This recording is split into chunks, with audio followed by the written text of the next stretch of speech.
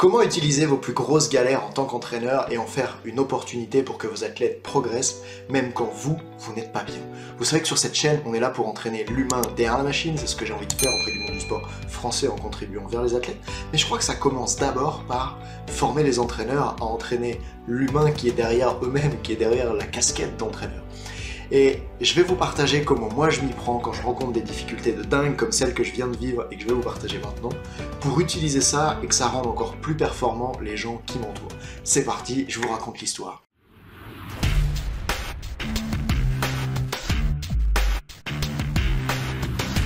J'avais un rêve depuis des années, c'était de gagner plus d'argent et d'avoir plus de temps libre pour pouvoir enfin aller faire plus de snowboard parce que ça me passionne vraiment.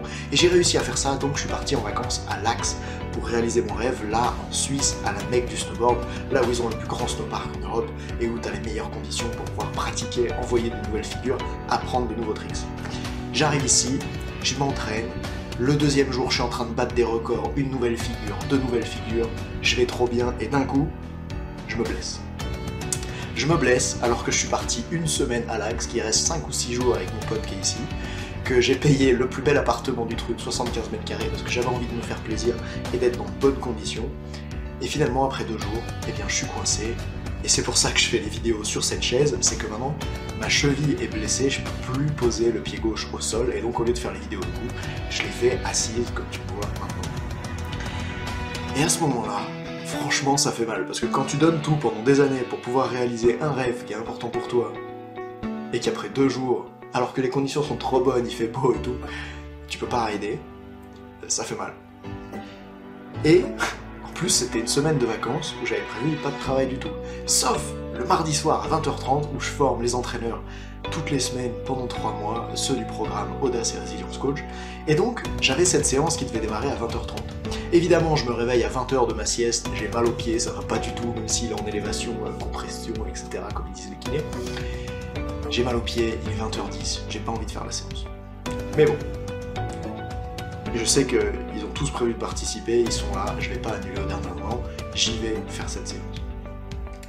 Et il s'est passé 2 choses hyper intéressantes que j'ai envie de te partager aujourd'hui. La première, c'est que je me suis dit, tiens, bah, ça c'est une occasion idéale pour leur enseigner la technique de recadrage en prépa mentale. Et donc je leur ai proposé l'exercice suivant. Je leur ai raconté toute l'histoire que je viens de te raconter là, et puis je leur ai donné la consigne suivante. Je vais vous laisser 2 minutes pour réfléchir, et vous allez tous me proposer des suggestions de comment en fait cette situation horrible que je viens de vivre, ça peut être une opportunité géniale pour moi. Et là leur job c'était de balancer des cannes à pêche, et de voir s'il y a un appât qui mordait. Par exemple, certains ont dit « Ah bah du coup tu vas avoir plus de temps pour toi pour te reposer, d'habitude tu te reposes peu ». Certains ont dit « Mais tu sais que là t'es dans le canton des Grisons en Suisse, il y a plein d'athlètes de haut niveau, comme tu peux pas rider, tu pourrais les contacter pour échanger avec eux ». Certains ont dit « Tu vas pouvoir profiter de ça ou de ça ». Bref, ils ont tous donné, même parfois, des solutions auxquelles je n'avais pas pensé, des opportunités que je pouvais pas voir, parce que quand on est en difficulté, on a souvent des œillères comme celle-ci. Et c'était le jeu pour eux de proposer autant d'autres points de vue que possible, puisque souvent, vous allez voir, les athlètes que vous rencontrez, par exemple lorsqu'ils ont une défaite, ils ne voient que les inconvénients de cette défaite, alors qu'en fait, il y a régulièrement des avantages à échouer et des opportunités dans les galères qu'on traverse. Moi d'ailleurs, je venais d'en saisir une, c'est-à-dire d'utiliser cette galère pour leur transmettre cette méthode de coaching qui est le recadrage. Une fois qu'on a fait ça, je leur ai expliqué comment faire un recadrage qui venait un peu moins d'eux, c'est-à-dire qu'au lieu de donner eux-mêmes les solutions, ils pouvaient faire en sorte qu'elles viennent de moi, en utilisant des questions. Les questions, elles pourraient être du type suivant. Futurisation. Qu'est-ce qui pourrait faire, Nathan, que dans 3 mois, tu te dises « J'ai vraiment eu de la chance de me blesser à l'axe parce que ça m'a permis de... » Et là, ça met le cerveau dans une position où il réfléchit à qu'est-ce qu'il pourrait faire si c'était possible qu'en fait ça soit une opportunité. Il pourrait aussi dire de quelle manière est-ce que tout le temps que ça te libère, parce que tu passes 8 heures de moins par jour à rider, de quelle manière est-ce que tout ce temps que ça te libère te permet de faire des choses que tu n'avais pas le temps de faire auparavant. En quoi est-ce que ça peut être une opportunité pour toi d'être blessé à ce moment-là? Voilà une autre façon de faire le recadrage avec le questionnement. Tu peux utiliser ça avec tes athlètes, ça marche très très bien.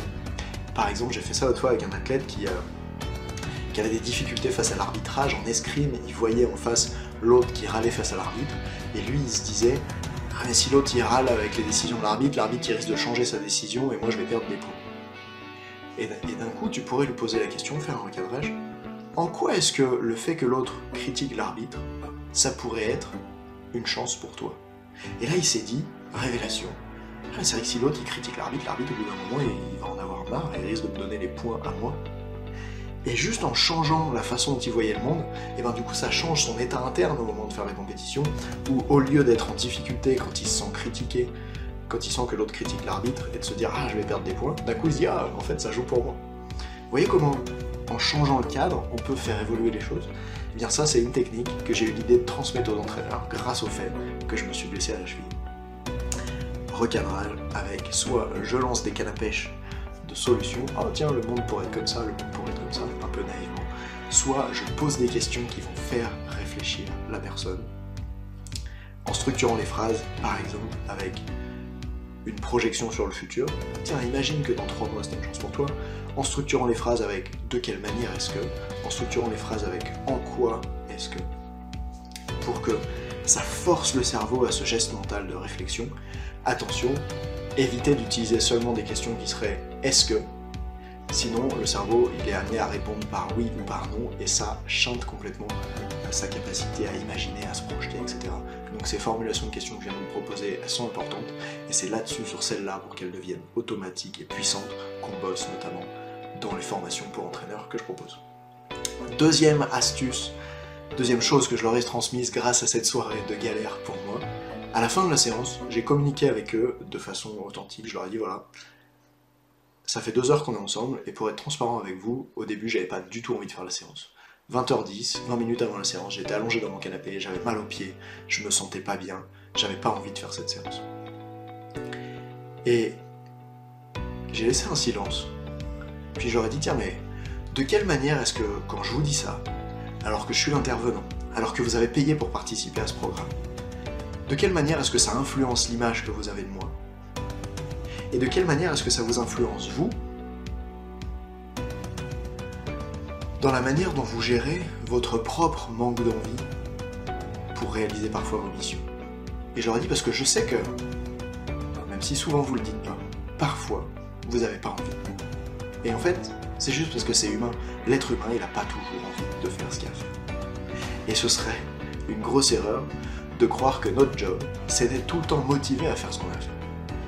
Je crois que notre job, c'est de réussir à parvenir à faire ce qu'il y a à faire, même quand on n'est pas motivé pour ça. Et là, il y a des stratégies de productivité qu'on peut mettre en place, il y a des choses dont on peut discuter avec les athlètes pour que, quand il y a une séance difficile de prépa physique à faire et qu'ils n'ont pas envie de la faire, ils puissent quand même la faire à fond, avec des outils de prépa mentale qui servent à accomplir ça. L'idée ici, c'est que je leur ai demandé après aux entraîneurs, qu'est-ce que ça vous fait à vous de voir que moi qui suis payé pour être là, je vous dis franchement, j'avais pas envie de venir. Et c'est étonnant de voir de quelle manière est-ce que, quand tu partages ça, ça les libère, eux, sur cette difficulté qu'ils ont à assumer que parfois ils ont pas envie. Parce qu'on croit qu'on devrait toujours être exemplaire, mais en fait être toujours exemplaire, c'est pas forcément être toujours le plus motivé. C'est aussi être exemplaire dans « je reconnais que j'ai des difficultés », je reconnais que ça c'est difficile pour moi, et je partage avec les autres pour qu'on trouve ensemble des solutions pour avancer. Imaginez ce que ça donne à vos athlètes si vous reconnaissez que parfois c'est difficile pour vous.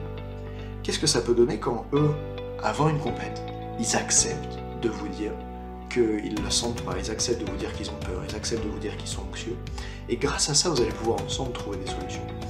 Ça me fait penser à un de ces entraîneurs de gym une fois qui m'avait dit Nathan, hier je suis arrivé à la séance d'entraînement en gym, j'étais pas du tout motivé, j'étais fatigué, et je me suis rendu compte que les filles se sont retrouvées dans le même état. Et ouais, parce que comment on est, ça se transmet aux autres, c'est un peu contagieux. Et donc, la question, c'est plutôt, comment est-ce que je peux utiliser ça pour que ça soit utile dans le cadre de l'entraînement?